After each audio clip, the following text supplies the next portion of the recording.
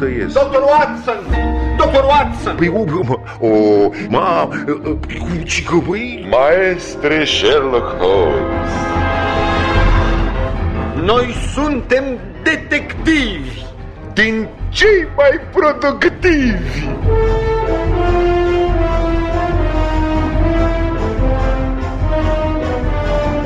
Privirea mea atentă când dă peste o amprentă deduce principalul.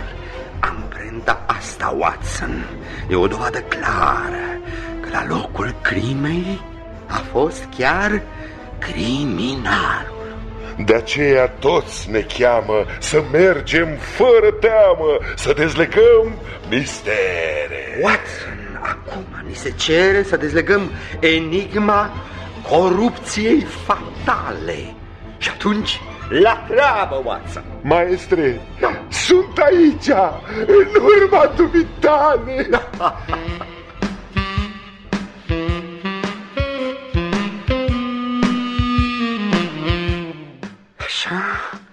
Așa, foarte bine, încă 3 pași. În ce direcție? Înainte, firește. Aha, și după aceea? Încă 3 pași la stânga. Așa, bine, încetișor. Și acum? Alți 3 pași, dar de data aceasta la dreapta. Așa, bine, ușurel. Ai făcut cei 3 pași?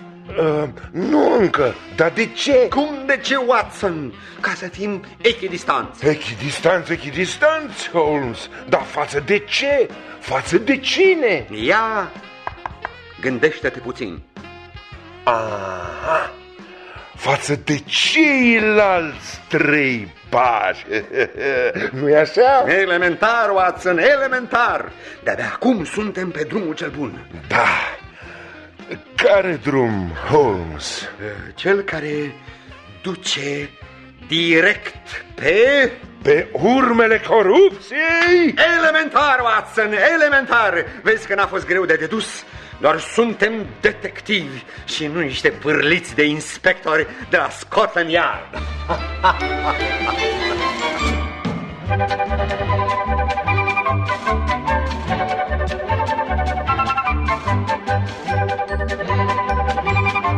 Sherlock Holmes? Elementar, Watson, elementar. Pe urmele corupție. Și? În loc de zdup se dă nup.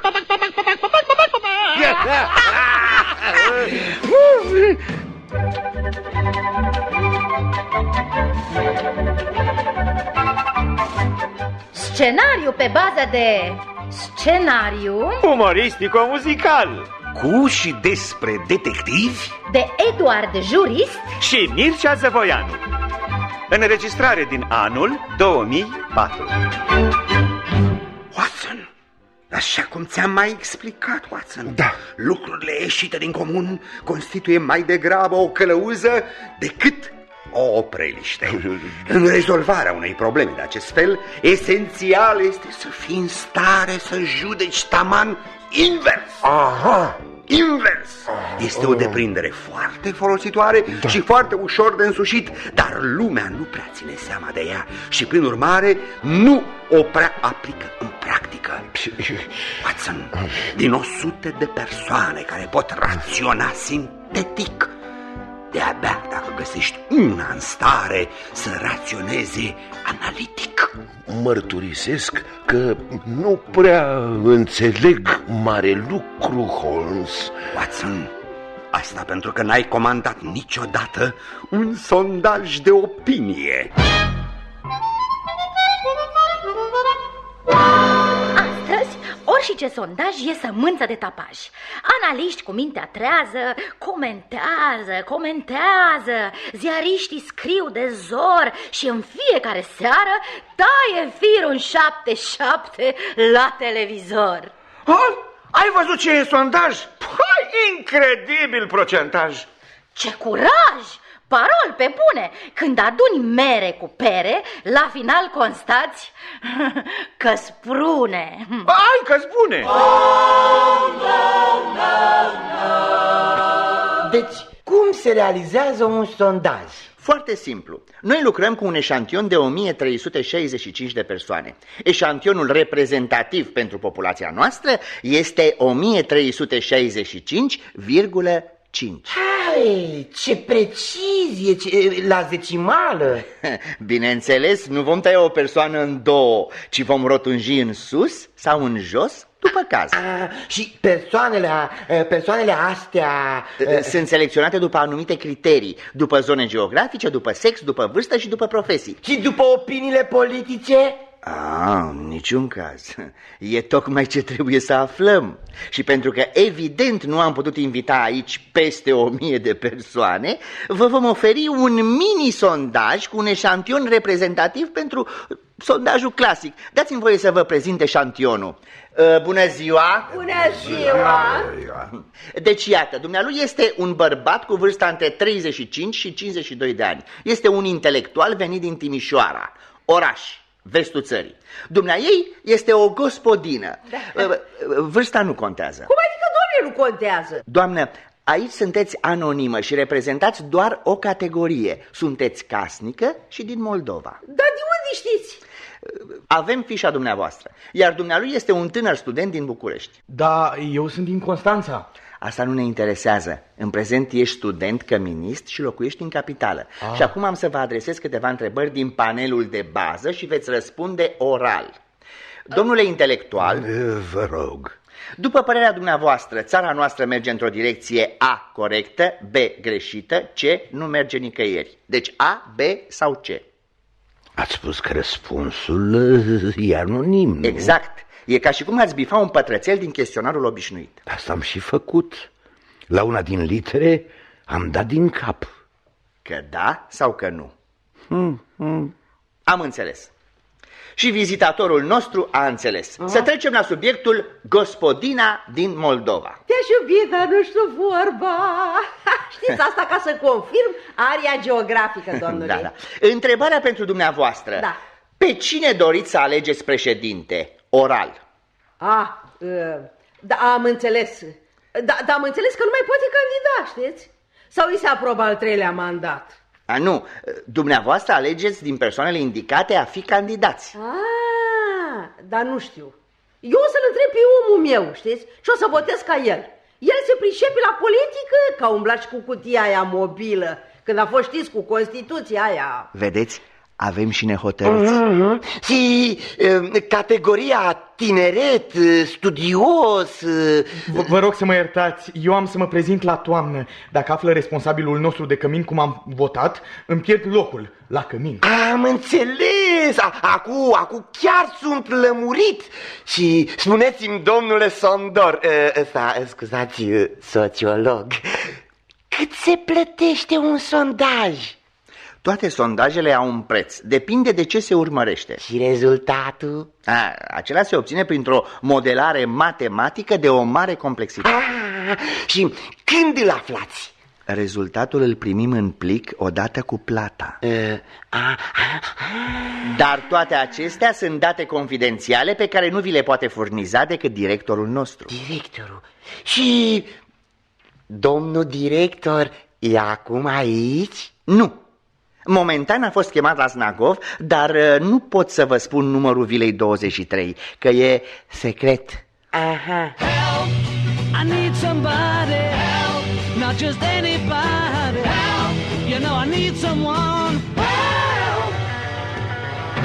When I was younger, so much younger than today, I never needed anybody's help in any way.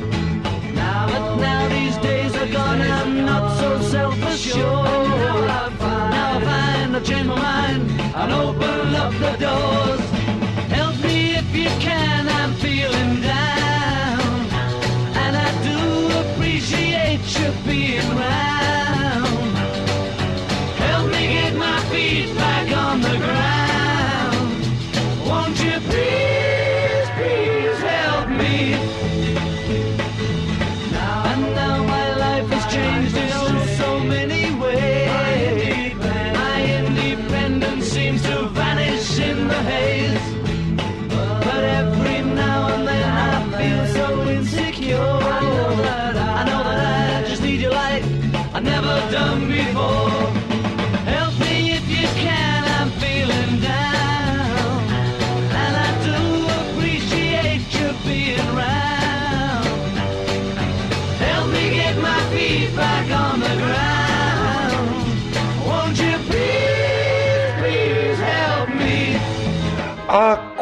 Acum înțeleg. Ce nu înțeleg eu însă este că există un singur punct asupra căruia aș dori unele lămuriri suplimentare. Întreabă, Watson, întreabă.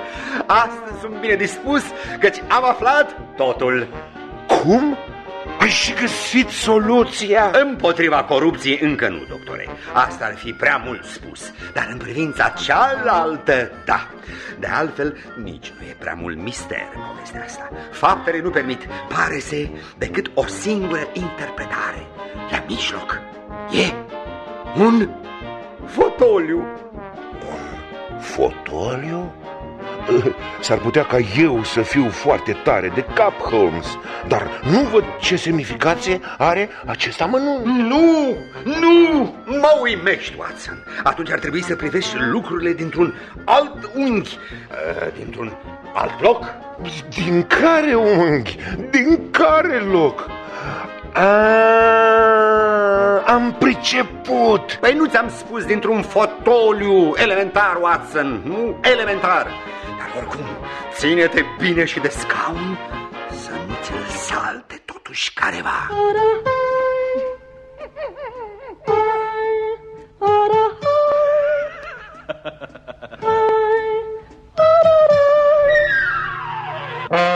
Dacă aș avea talent, aș scrie aceste rânduri în versuri. Oricum te asigur de profundele mele sentimente pe care le nutresc față de tine. Da, de dragoste.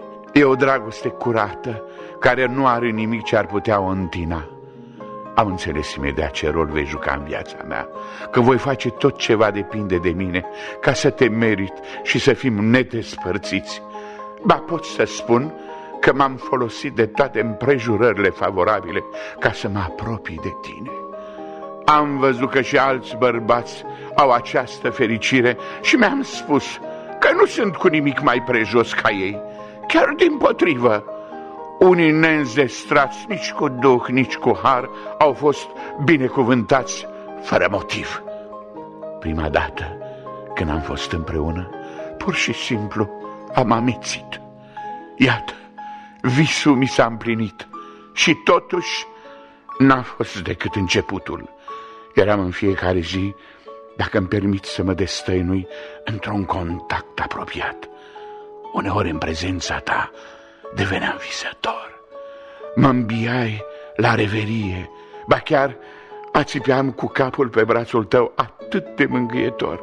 Tresăream apoi și mă gândeam cu spaimă ce-ar fi dacă cineva ne-ar despărți.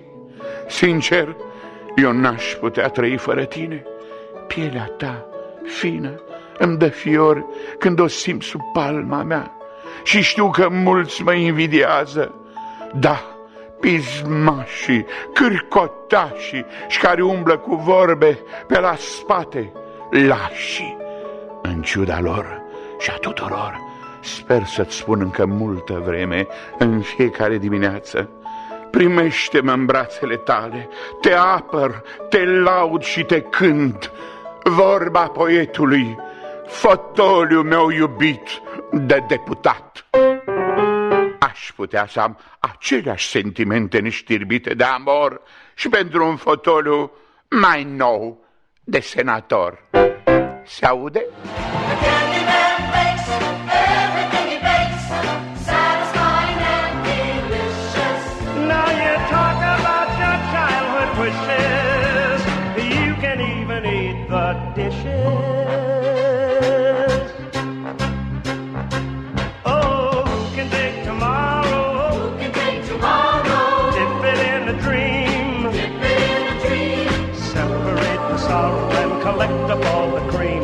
Candyman. Oh, the Candyman can. The Candyman can. The Candyman can, 'cause he mixes it with love and makes the world taste good. Makes the world taste good. The Candyman makes everything he makes satisfying and delicious. Talk about your childhood wishes. You can even eat the dishes.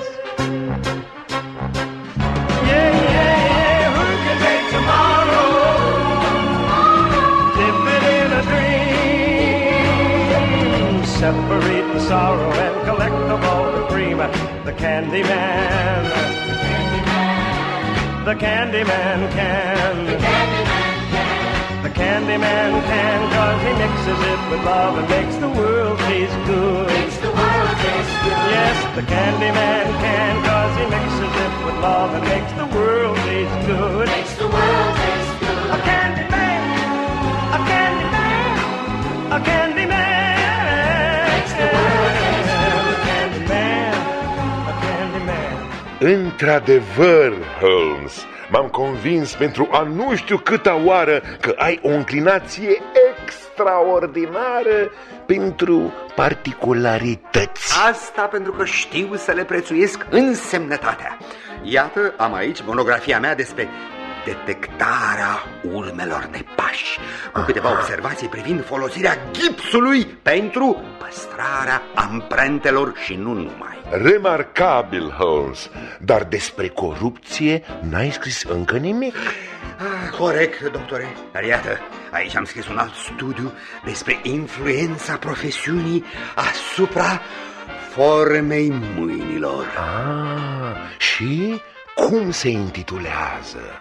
Cu mâinile curate, firește. Și uite, aici am început o altă lucrare care se va intitula Cu gulerele albe. Ce zici? Crezi că sunt ridicol? Da. Ți-am citit ieri un articol. Noi vom face și vom drege până la termen, se înțelege. Și am văzut că ești ridicol. Cu limbajul tău agricol ești mereu și pe ecrane, te exprimi la simpozioane, chiar nu vezi că ești ridicol. Însă acum ești un pericol. Fiind văzut ca bun de gură, ți s-a dat și semnătură. Da, ești șef, dar tot ridicol. Și ce face acum amicul? Candidează. Vrea să-și vadă într-un fotoliu portofoliul și buricul. Inutil, ești tot, nu știu cum e mai corect, tot ridicol sau ridicul. Garder notre bonheur comme il est là, ne pas connaître la douleur par toi et la terrible certitude de la solitude. Aïe, mourir pour toi, prendre le meilleur de nous-mêmes dans le souffle de ton je t'aime et m'endormir avec mes joies. Parle-moi, console-moi, j'ai peur du jour qui va naître. Il sera le dernier peut-être que notre bonheur va connaître. Serre-moi, apaise-moi, quand j'ai l'angoisse du pire. Ne ris pas quand tu m'entends dire qu'au fond mourir pour mourir. Aïe, mourir pour toi, à l'instant où ta main me frôle, laisser ma vie sur ton épaule, bercé par le son de ta voix. Aïe, mourir d'amour, t'offrir ma dernière seconde et sans regret quitter le monde en emportant mon plus beau jour. Ei, Holmes, care-i teoria dumitale în legătură cu aceste amprente? Dragă Watson, încearcă puțin să analizezi singur faptele. Îmi cunoști metodele, da. Aplică-le și va fi instructiv să comparăm rezultatele. Totuși avem cam puține indicii. Te referi cumva la corupție? Nu, la amprente, la urme mă refeream. Și unde duc ele? Păi, în ultimă instanță, la tribunal. E clar ca lumina zilei, bravo Watson, la tribunal. Cu Iordănescu și Becali sau cu alții? Fiecare la timpul său. Stai să vezi.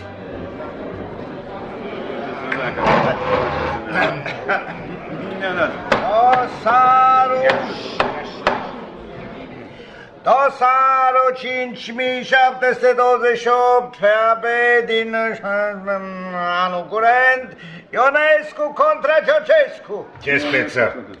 Insultă și calomnie. Sunt aici împricinații? Numai avocatul pârâtului, eu, domnule președinte. Da, să judecă în lipsă. Grefier citește întâmpinarea. Subsemnatul Ionescu Pandele din... așa... și îl dau în judecată pe părâtul Georgescu Epaminonda pentru insultă și calomnie și conform legii din... așa paragraful... Mă rog, despre ce insultă și calomnie a fost vorba? Reclamantul Ionescu susține că a fost tratat de părât cu expresia boule. Poftim? Boule! Mă scuzați, domnule președinte. Lasă. Avocat? Domnule președinte, noi recunoaștem că această expresie a fost folosită. În cazul ăsta? Nu recunoaștem că acest termen are caracter de insultă și calomnie. Argumente? Păi, în primul rând, acest cuvânt figurează în text, în dicționarul explicativ al limbii române. Deci nu are o conotație obscenă sau licențioasă care ar putea fi interpretată ca o lezare a demnității reclamantului. Deci dumneata, domnule apărător, da, consideri că a compara un om, da, Homo sapiens, cu acest ierbivor nu are nimic jignitor. Dacă tuși de puțin, domnule președinte, boul este un animal nobil. În antichitate, vechii egipteni îl divinizau și aveau chiar un zeu pe boul Apis. Domnule avocat, da? Vă reamintesc că nu suntem în Egiptul antic, da, și nu judecăm după codul lui Hammurabi. Desigur, dar chiar și în contemporaneitate indienii consideră vaca o ființă sfântă. Deci dumneata vrei să acorzi și soțului dumneiei, adică boului, aceleași prerogative, să fim înțelegi, domnule, boul e bou și vaca e vacă. Desigur, dar îmi permiteți, clientul meu nu e de față, dar pot să presupun că, taxându-l așa cum s-a citit de către domnul grefier, da, pot presupune că e o neînțelegere semantică. Boul este o ființă muncitoare. Poate clientul meu a vrut să spună că reclamantul muncește prea mult ca boul. Domnule, domnul Ionescu ce trage la plug? Are moșia? M-ați făcut să râd, domn bătrân, domnule președinte. E o metaforă, o figură de stil care poate fi folosită în scris și oral într-un gen literar numit pamflet. Domnule apărător, da, vă reamintesc că nu suntem aici la universitate. Suntem la tribunal. Eu nu contest observația dumneavoastră, dar nu pot să nu observ că numai în limba română termenul bou este perceput de unii ca o ofensă. De exemplu, domnule președinte, vă rog să nu fiu întrerupt, desigur, da. De exemplu, în limba franceză, bœuf, salata bœuf, sau în germană și engleză, ox, nu conduc la aceeași percepție ca în limba română. În limba franceză, de exemplu, cel mai des folosit este termenul de con, care este intraductibil într-un local public. Liniște, vă rog, să concluzionăm. Da. Doriți un nou termen sau ne pronunțăm azi? Eu vă atrag atenția că în reclamație se pretinde o sumă importantă ca daune interese. Și aveți noroc că insulta și calomnia au fost dezincriminate, că inițial erau prevăzute și pedepse cu închisoare. Domnule președinte, suntem de acord să retragem termenul, dar nu cerem scuze. Și pentru faptul că litigiul dintre domnul Georgescu, clientul meu, și domnul Ionescu s-a produs într-o dispută pentru locul 2 eligibil al unei formațiuni politice, clientul meu declară, permiteți-mi să citez, domnul Ionescu nu este bou. Evident, continui citatul, nu m-aș socoti în competiție cu el. De altfel, nu mai suntem pe vremea când se folosea curent expresia ești bou, măi frate. Dar, continui citatul, dar declar public că este indubitabil un mare măgar. Suspendăm ședința! Liniște! Suspendăm ședința! Evacuăm sala! Evacuăm sala!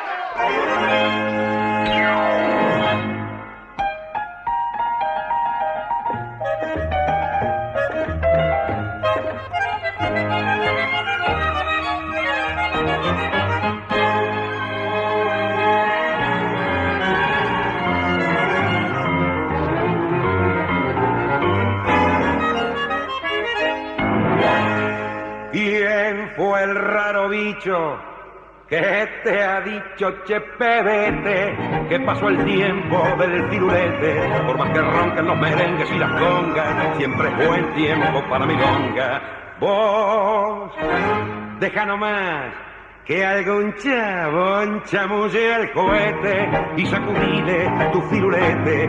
Este arabesco que en el alma la milonga nos bordó es el compás criollo y se acabó. Pero escucha, fíjate bien, prestale mucha atención. Y ahora batí si hay algo igual a este compás compadrón. Batí por Dios si este compás repicadito y dulzón la burbujea en tu piel y te hace más querendón. Pero escucha, fíjate bien, prestale mucha atención. Y ahora batí si este compás no es un clavel reventón. Ese clavel es el balcón, es el percal, el arrabate y el callejón. Y es el loco firulete de algún viejo metejón.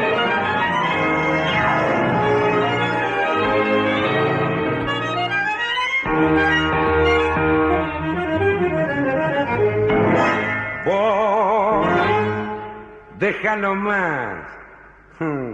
Que algún chabón chamulle al cohete y sacudile tu firulete. Que este arabesco que en el alma la milonga no bordó es el compás criollo y se acabó.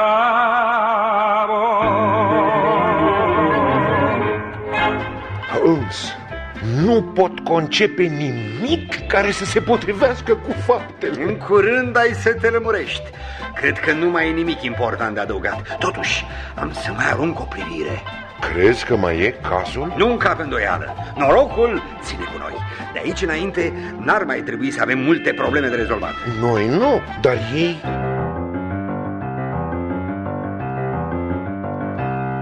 O, Doamne! Da! Deși... Reiau! O, Doamne, da! Dar eu socot, deși sunt băștinaș, crescut și eu în astfel de obiceiuri, că mai de cinste să te lași de ele decât să le deprinzi. Chiolhanuri de asta ne fac de râs și ocară prin străini și ne mai zic și porci spre a ne mânji. Iar asta, într-adevăr, ne strică faima și dăunează însușirilor ce avem, oricât ar fi de alese. Bravo! Extraordinar! Mulțumesc, mulțumesc. Cu câtă ascuțime a prins poetul năravurile noastre. Exact. Sau aici, ascultă acest fragment. Acolo unde nu mănâncă, ci e mâncat. O anumită adunare de vieri politici e împrejurul lui. Viermele e împăratul mâncăilor. Îngrășăm toate viețuitoarele ca să ne îngrășăm pe noi și să îndopăm viermii. Bravo! Îi dă tare, tare! Dacă ți-ar recunoaște careva în versurile astea, nu-l văd bine pe autor. Exact. Fără un proces de calomnie cu daune de 1 miliard, nu scapă. Și cine e, mă rog, acest poet? Păi dacă cred că ai să recunoști ușor, ascultă. Da. A fi sau a nu fi, to be or not to be, that is the question. Sigur că da, e Hamlet. Bravo. Shakespeare. Nu se poate să fi prevăzut el și asta. Da, pe cât se pare, da. Dar și-a luat și o măsură de prevedere. A spus, ceva e putred în Danemarca. În Danemarca. Mersi. Danemarca e de mult în Uniunea Europeană. Știi, Holmes, cu cât mă gândesc mai mult, cu atât mi se pare totul mai misterios. Dacă preiei ipoteza mea și faci câteva deducții simple, vei observa că toate urmele duc către aceeași concluzie. Și orice mister dispare când ai aflat soluția. Elementar, Watson, elementar. Dar și asta e o meserie grea. Meseria de detectiv, evident. Nu, meseria de umorist, evident. Grea e meseria de umorist. Nu e suficient să ai talent. Da, trebuie talent. Trebuie să ai și noroc. În alte timpuri, umoriștii erau prețuiți, ba chiar și plătiți și răsplătiți. În antichitate era suficient să te chemi Aristofan și era invitat la toate bacusiacele și dionisiacele și puteai să servești cât ofteai din toate bucatele, ba chiar și din zeițele care ofereau fel de fructe, chiar și din cele oprite. Lucius Apuleius a scris un roman satiric pe care l-a intitulat Măgarul de aur. S-ar fi acceptat în zilele noastre un astfel de titlu, n-ar fi sărit imediat toate organele de abilitate editoriale și critica de specialitate cu întrebarea de aur, dar cine e măgarul? Și te trezeai cu retragerea volumului de pe piață, dacă ar fi ajuns acolo, înșelând vigilența cenzurii desfințate și cu sancțiuni pentru ofensa adusă asinului. Fiecare epocă a înscris numele unui spadasin ilustru mănuind umorul. Un Cervantes cu Don Quixote al lui, care și azi se mai luptă cu morile de vânt. Un François Villon, care ce drept a fost spânzurat puțin, dar nu pentru ce a scris, nu, și mai curând ca o răzbunare a cărciumarilor, acuzați de el că toarnă apa în vin. Un Rabelais, cu cei doi uriași mâncăi ai lui, atât de inactuale azi, unde nu e pedeapsă mai mare decât să umbli după cumpărături prin piețe. Un Swift, cu Gulliverul lui, care a călătorit prin tot felul de țări, că nu mai știi la care făcea aluzie când vorbea de cai înțelepți sau pitici învrăjbiți. Ca să nu mai vorbim de Molière, de Cehov. Ce noroc a avut Cehov că n-a fost contemporan cu Ilf și Petrov, de Mark Twain și, desigur, de marele nostru Caragiale. Evident, Mark Twain trăia în America, Molière la Paris, Hașe cu șveicul lui la Praga, iar Caragiale, când n-a mai suportat să fie mușcat de tot felul de caioni, și-a luat o deplasare mai lungă la Berlin. El s-a integrat în Europa cu mult înaintea noastră, lăsându-ne cu permanent actualitatea scrisorii pierdute sau a Conului Leonida față cu reacțiunea. Dar noi ce facem? Unde ne ducem? Și cu ce să ne ilustrăm cu talentul nostru atunci când îl avem? Ha? Să scriem despre capitalismul de cumetrie, să scriem despre mare tunuri de pe piața noastră financiară în curs de consolidare, să scriem despre ciocoi noi cu năravuri vechi. Desigur, se poate, dar nu înainte de a contacta o asigurare pentru accidentele de circulație care au loc în ultimul timp într-o scară de bloc sau la ieșirea din metrou. De altfel, ironia subțire sau hazul gros, uneori chiar suburban, nu mai pot fi folosit decât de o persoană care crede că i s-a dat mandat și în acest domeniu. S-ar putea crede că azi nu mai avem umor. Nu, avem! Sigur, nu întotdeauna, în emisiune de divertisment, cu rare excepții, dar în mod copios în vasta plajă a telejurnalelor de actualități. Vom reveni, dacă nu noi, alții. Acest text a fost un pamflet care trebuie luat cum vreți sau lăsat cum vreți. Cum vreți.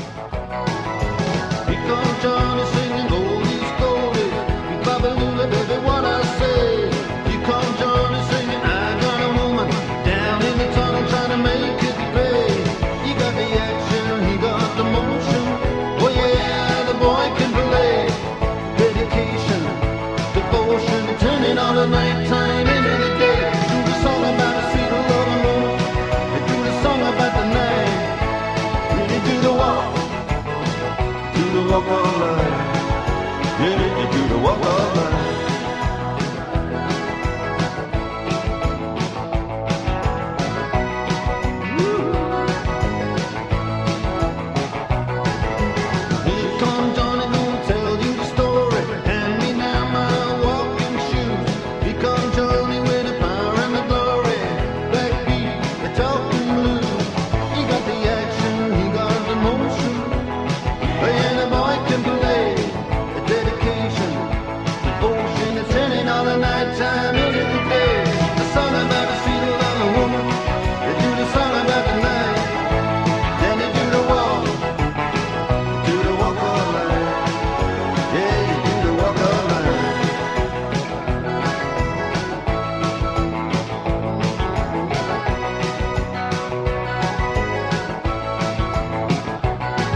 Dragul meu, Watson, poți să mă feliciți. Serios? Cu ce ocazie? Am lămurit toate lucrurile. Cazul e acum limpede ca bună ziua. Vrei să spui că ești pe drumul cel bun? Drumul cel bun?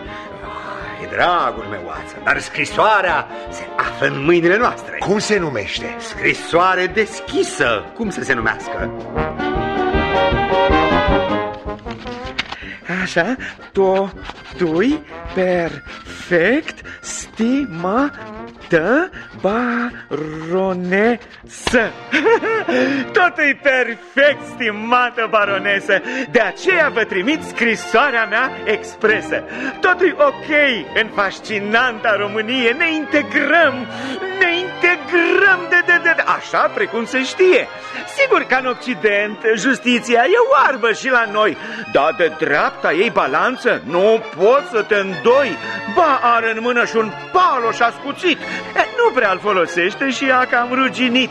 Legată fiind la ochi, ea poate să greșească și atunci perfecționarea a intervenit firească. Se știe acum că până la judecata de apoi Justiția stă în noi. Stimată baronesă, acolo la Bruxelles vă faceți idei varză, greșite, fel de fel. Că presa e limitată, ba chiar că avem cenzură, că nu se scrie în ziare de cei care ne fură. Să avem pardon. La noi chiar hoții grei, când nu sunt prin jurnale, să știu, ei între ei. La noi totul-i normal și flori sunt pe câmpii și cea mai mare grijă avem pentru copii. Cândva, de mult, fără să avem remediu, plăteam haraci la poartă. Era nevul mediu. Acum nu dăm niciun copil, nici o copilă. E adevărat, cu mici excepții, când s-a venit cu o pilă. Păi da, italienii ni sunt rude apropiate.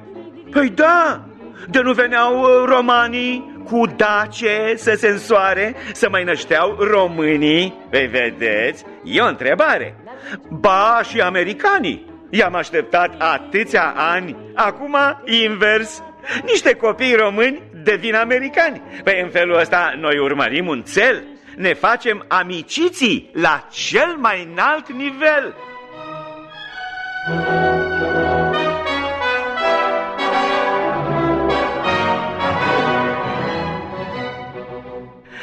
Iubită baronesă și mult stimată doamnă, ca fostă profesoară ne-ați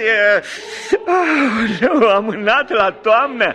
Da, ne facem penitența. Vom învăța cu zel și cu lecțiile făcute vom fi elevi model. Chiar și guvernul nostru declară elocvent că astfel la alegeri să fie repetent.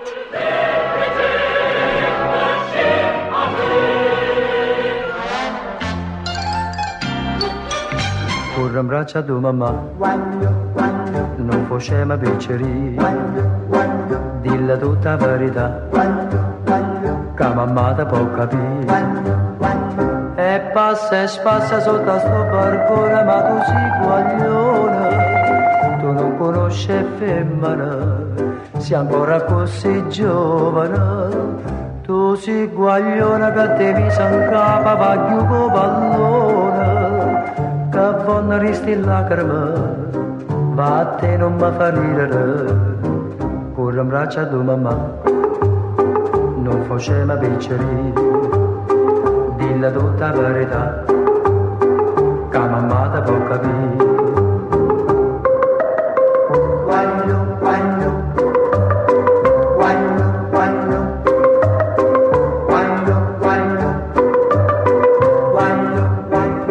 Vorbeai mai devreme despre observație și despre deducție. Da. Desigur că, într-o anumită măsură, una o implică pe cealaltă. Nu prea. De pildă, spiritul de observație ne arată că toate urmele duc spre corupție, în vreme ce spiritul de deducție mă informează că odată ajunși acolo, nu găsim nici urmă de corupție. Chiar așa, și eu am mers pe niște urme, dar odată ajuns ne-am dat seama că mersesem pe urmele corupției mici și nici acolo n-am găsit prea mulți clienți. Șterseseră toate urmele cu buretele. Elementar, Watson, elementar. Mi s-a spus că dumneavoastră sunteți specialist în probleme de corupție. Exact. Corupția a fost, este și va fi chiar mai mult decât atât. De fapt, ce este corupția? Orice doctor în materie vă va spune, corupția este o erupție pe corpul națiunii. O erupție și să ia? Oho, și încă cum se ia? Aolea. Se ia din gros.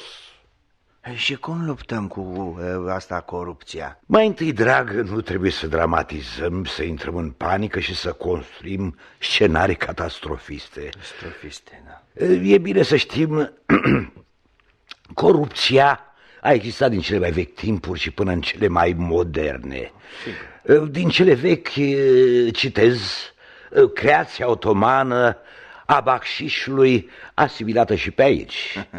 Iar din cele moderne, citez afacerea Elron, prin care au fost jefuiți mii de acționari americani. Un fel de FNI. Da, dar bineînțeles a dus la un înalt grad de perfecționare și sumele au fost incomparabile. Sigur. Cu alte cuvinte, corupția e o fatalitate? Nu e o fatalitate, ci o legitate. Legitate? Întocmai. Legitatea de origine era că acolo unde e lege, nu-i tocmeală. Exact. Ei bine, această legitate a fost făcută să funcționeze invers. Unde nu-i tocmeală, acolo e lege. Acolo unde e tocmeală, acolo se aprobă anularea datoriilor istorice, evident oricui. Bineînțeles. Și tot acolo se aprobă eșalonarea de taxe, și alte datorii în sume astronomice. Extraordinar. Bine, tot acolo se fac privatizări prin care întreprinderi de stat trec în mâna foștilor directori ale acestor întreprinderi. Normal. Tot acolo, uneori fără tocmeală, pentru că sunt prevăzute prețuri fixe, îți poți cumpăra un loc eligibil în consiliul unei primării sau chiar mai sus. Bine înțeleg, dar pentru toate acestea a fost constituit PNA. PNA? Adică pentru nimeni anume. Câte unul este invitat la o cafea, are loc o șuită plăcută, după care, în loc de zdup, se dă nup. Aveți umor. Trebuie să vă spun că tot ce mi-ați povestit am auzit de nenumărate ori. Avem corupție mare, avem corupție mică. Încă nu s-a evidențiat pe unde e corupția mijlocie. Avem corupție, dar nu avem corupți. Exact. Și nici corupători. Nu e cumva un mit pe care l-au fabricat cei care nu ne iubesc? La urma urmei, dumneavoastră, pe ce vă bazați când declarați că sunteți specialist? Eu? Da. Hai de mine, domnule, eu am făcut afaceri uriașe cu spiritoase. Deși toată lumea știa că eu sunt inamicul public în domeniul evaziunii fiscale, nimeni, absolut nimeni, nu m-a putut prinde multă vreme. Și cum făceați? Cum făceam? Simplu, cum se face și acum. Serios? Chiar dacă în prezent argumentele s-au mai schimbat. Eu trimiteam lăs cu băuturi senatorilor, primarului, șefului poliției. Azi am înțeles că se trimit mașini zise la mâna a doua, ba chiar și animatoare. Dar nu spiritoase. Da, cam așa e. Aveți și până la urmă, cum vi s-a terminat cariera? Păi n-ați văzut serialul Incoruptibilii? Ba da. Numai ăștia pot să vină de corupției. Păi da, dar ce s-a întâmplat? Mi-au întins o cursă într-un cinematograf de cartier și m-au împușcat. Extraordinar. Și care e numele dumneavoastră? Eu am fost Dal Capo Al Capone. Ce s-a întâmplat? A mai fost lichidat un Al Capone? Nu. E o petrecere populară organizată pe banii contribuabililor de un primar la care totul e literă de Vanghelie.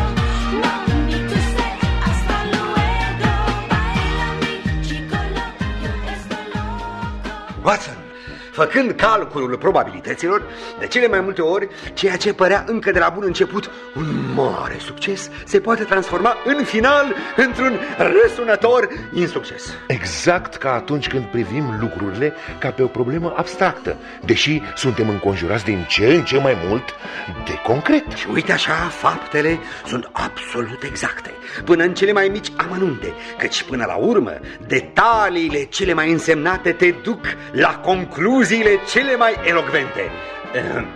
Ce zici, Watson? Dumnezeule Holmes, ai perfectă dreptate, exact ca la alegeri. Votezi și te resemnezi. Elementar, Watson, elementar.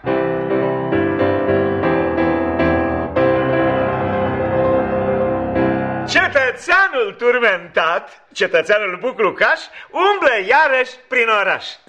Da. Bună, eu sunt cetățeanul turmentat. Nu că nu sunt beat, doar am gustat. Ce e drept, nu e păcat. Vă zic zău că nu-i, că a fost doar un țui de țoică. Un țoi de țuică. Chiar de sunt puțin grizat, nu mă las manipulat. Voi să-mi spuneți să notez. Dom'le, eu cu cine să votez, a? Păi votează trandafirii, că ei sunt minunea firii. Aha. Alt miros mai bun nici nu e. Nu e? Numai ei miros a UE. Am recepționat apelul. Mi-a vorbit și nenea Nelu, îndoială nu o să încapă că miros, dar și înțeapă. Mult mai bună-i o săgeată, că și ținta-i mai bogată, nici încoace, nici încolo, ești cu noi e stolo. E stolo, băi nu zic nu, că e o alianță, partenerul e bun de clanță, dar întreabă alegătorul, vom intra în Europa cu căruța sau vaporul, ai? Un partid fără cusur e partidul nostru pur. Sigla noastră e o casă. Fii cu noi, fiindcă ne pasă. Băi, nu mă împingeți că amețesc și la vot am să greșesc. Statistica arată că am greșit și altă dată. Sunt curios ce o să spună Coana Zoicica, că ei e damă bună. miroșa băutură. Cetățene, nu ai haz. Pardon. Un țoi de țoică. Ăsta vreau să spun un țoi de țoică. Așadar nu poți să spui că un țoi ăsta sau un țui că în țoi fugaz. Dar o să merg și eu la vot și o vota cum am vorbit Maian cu specialistul în alegeri. Nenea Iancu. Astăzi credit nu mai are negustorul de bani scurs. Dacă faci o cumpărare, trebuie să dea ramburs. Sunteți de acord cu mine? Se învoiesc după cum pot. Jumătate înainte, jumătate după vot. Jumătate înainte, jumătate după vot. La alegeri modă nouă, candidatul coruptor rupe părăluța în două, mituind pe alegător.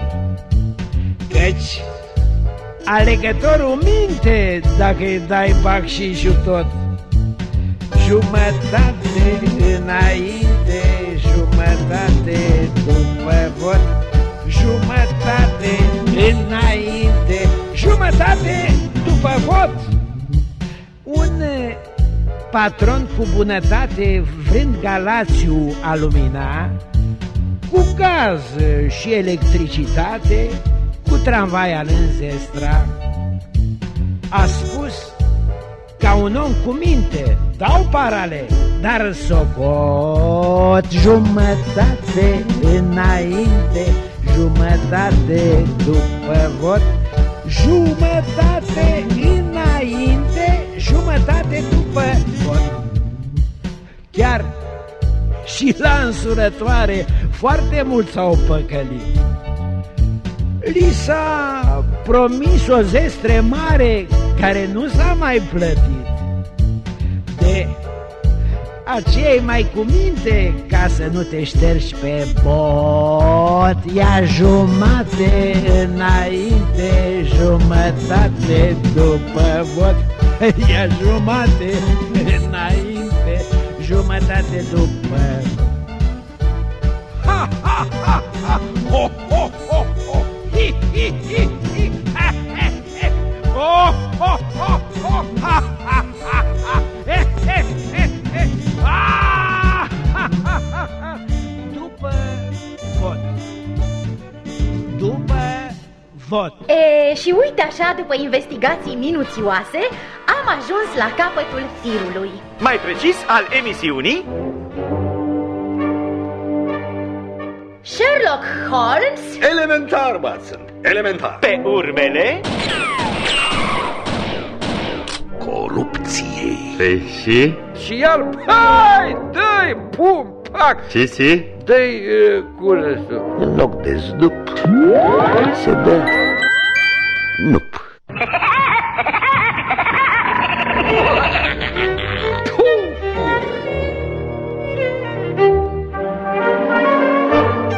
Anchetă umoristico-muzicală întreprinsă de doi detectivi particulari arhicunoscuți, Sherlock Holmes și asistentul său, Dr. Watson, alias Edward Jurist, și asistentul său, Mircea Zăvoianu.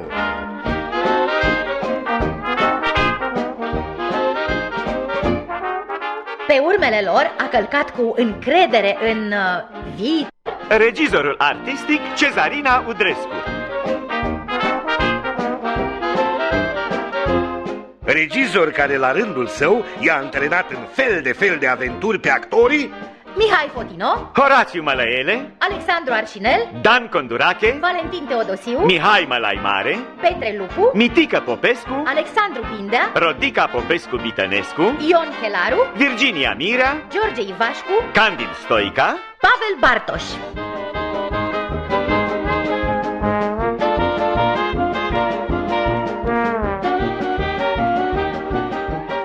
A fost permanent pe drumuri în căutarea unei soluții onorabile. Regia de studio Renata Rusu.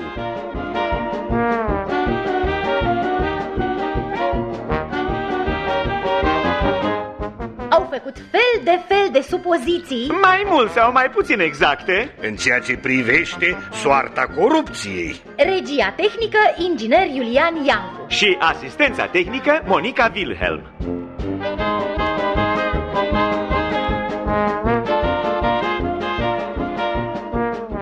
A oferit unele indicii colaterale ilustrația muzicală, Mădălin Cristescu.